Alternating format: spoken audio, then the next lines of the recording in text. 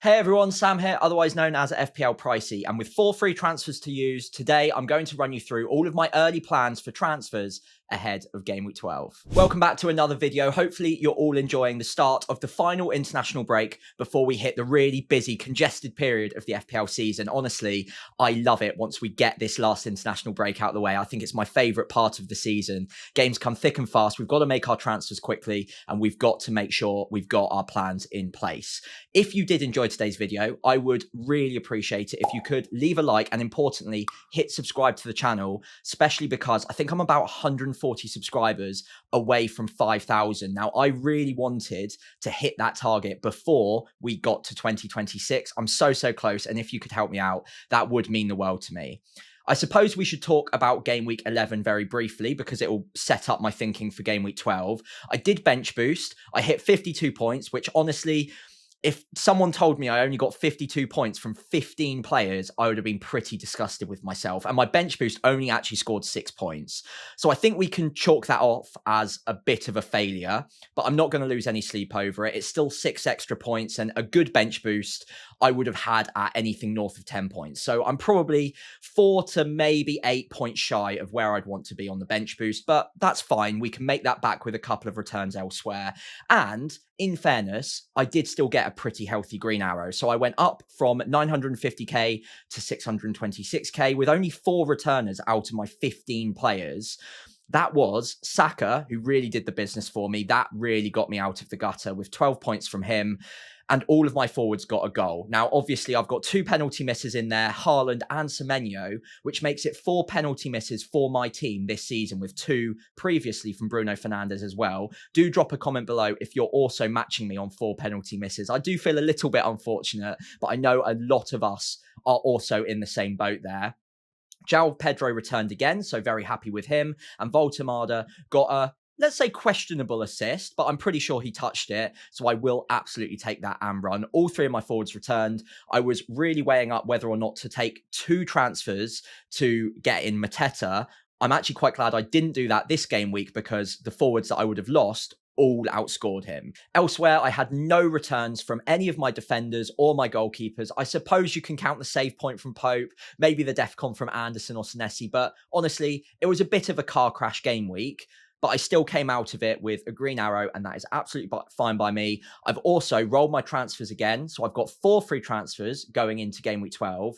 Before I take a deeper look at my transfers, let's take a look at how my side is set up ahead of Game Week 12 to see where I can gain an advantage. Right then, so taking a quick look at how my team is set up with the 4 free transfers still yet to use ahead of Game Week 12, and honestly, I don't think it looks all that bad. I'm actually probably missing a flag on Pope because he went down with a concussion.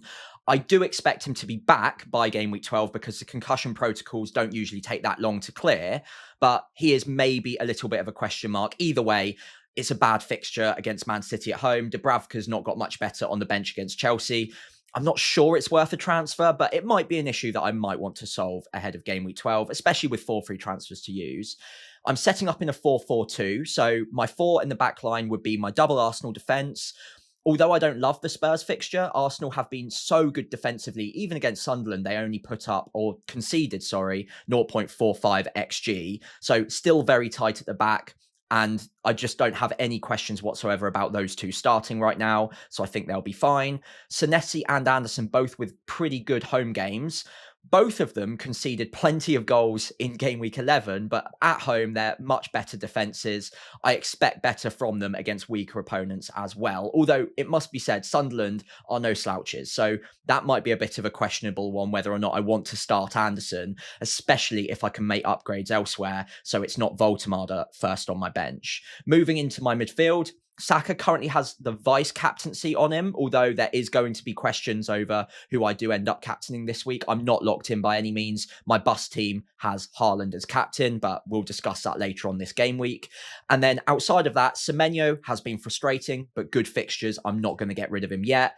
Enzo Fernandez is flagged and won't be going on international duty with Argentina, so he'll have a little bit of a break. I expect him to be fine for Burnley, but if he's still a question mark going into that fixture, he might be a player that I look at moving on this game week because there are other midfielders I would quite like. And Enzo Fernandez is at that kind of price point where I could move him on pretty easily to one of the other midfielders I like. We'll come on to that in a minute. And then Ismaila Sarr, a bit like Enzo Fernandez, actually, both of them have been points dodging like crazy in the last few game weeks.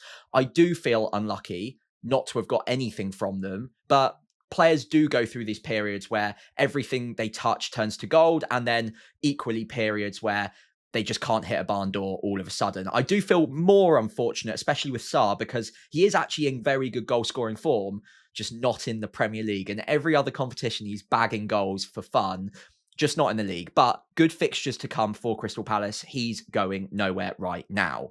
In my forward line, I've dropped Voltemada to the bench for now because he's got Man City at home. He's also not been in great form recently. Newcastle aren't creating many chances, and he's not getting many shots on goal. So he might be a player that moves out of my side this game week.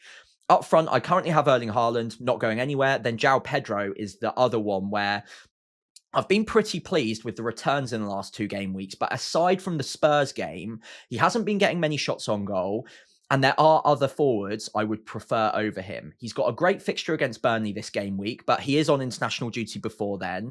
And then Chelsea go into a run of fixtures where they're playing in each of the midweeks, obviously Champions League after Burnley against Barcelona of all teams, and then it's Arsenal in game week 13, followed by a midweek game in 14 and then 15 as well.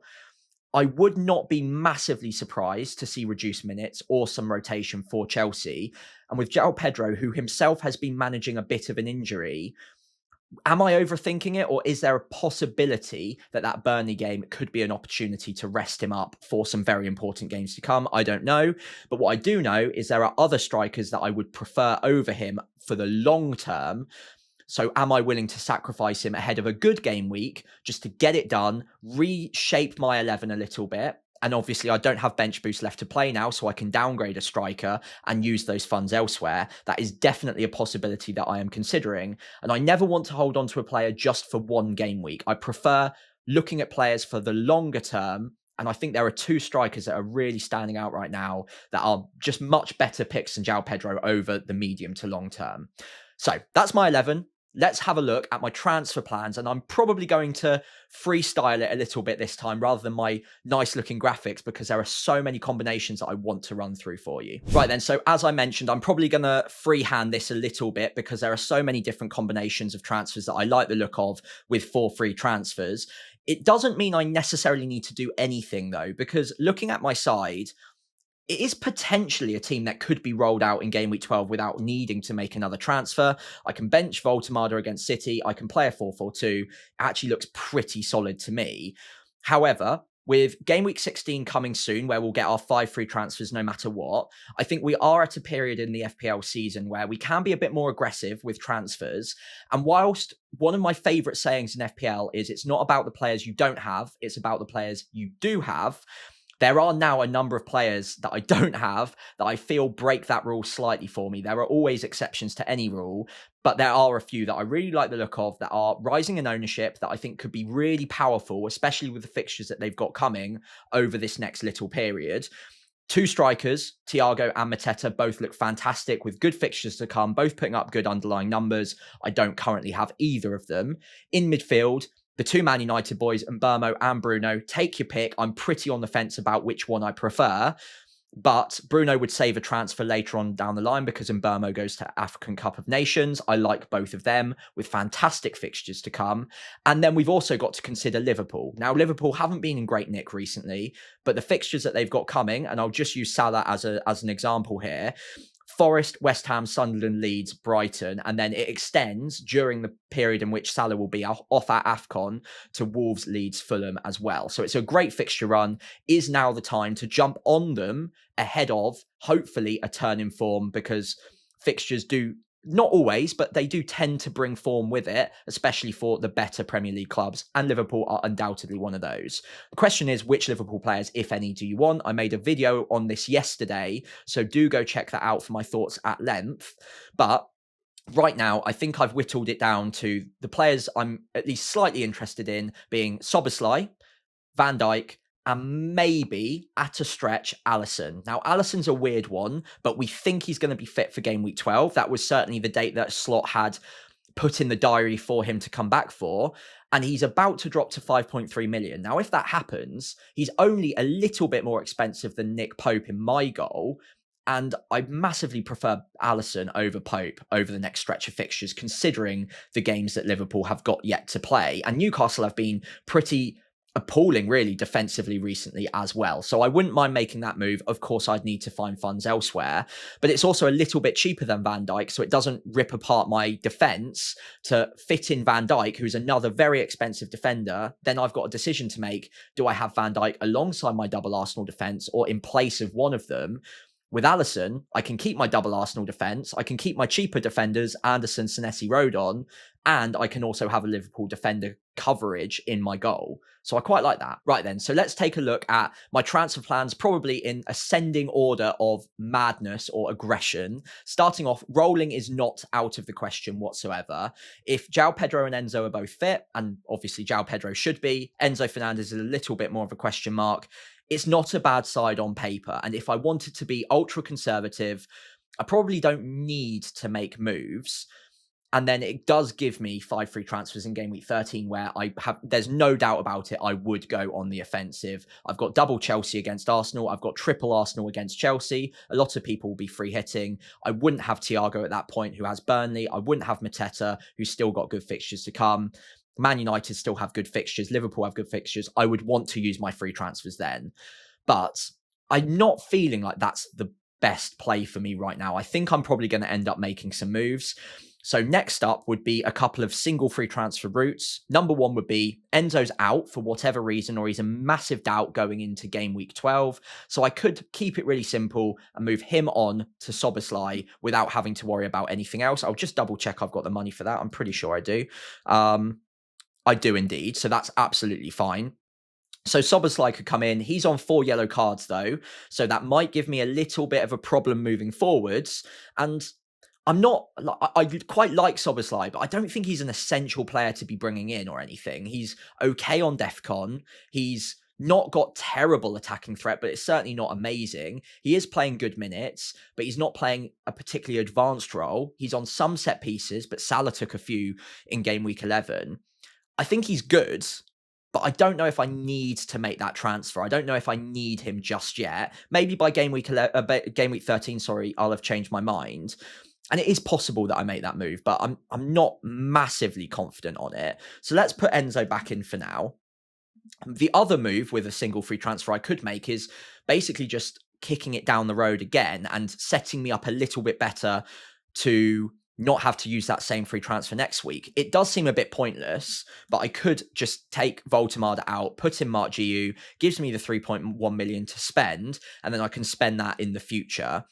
But I think if I'm going to make that move, I might as well spend that money immediately, because there are good ways I could spend that money in game week 12 that I think would give me a bit of a benefit. Now, before we come on to that though, there are 2 other strikers I do like the look of. Obviously, the only way to get to both of them, because I'm not selling Haaland by any means, would be to sell both João Pedro and what would have been Voltemada to bring in Mateta and Thiago. I actually quite like that combination. I think it sets me up pretty well. Gives me a bit of a bench headache this week, although if Enzo's a doubt, then not so much. I think Thiago would probably be the one that I bench, although maybe Anderson against Sunderland. Either way, it's a pretty strong 11, and it's 2 strikers that I do really like the look of, so not ruling that out. It gives me what I would say is the best front 3 right now, but it does mean I'm getting rid of João Pedro, which some people might say is a little bit silly considering he's got Burnley. But over the next stretch, I think these 2 strikers beat Voltemada and João Pedro, no question. If I move past that for a minute, because that's the only 2 free transfer move that I'm considering, go back to Mark Giu, because all of the other combinations do involve getting Mark Giu in for Voltemada. Now, I think I would probably just about prefer Mateta over Thiago, but he is more expensive. So there's only a couple of combinations that I can make work that include having Mateta over someone like a Thiago, especially because there are other moves I want to make elsewhere. So if I made these 2 moves, Mateta in alongside Giu rather than Thiago, I've got 2.6 million left to spend.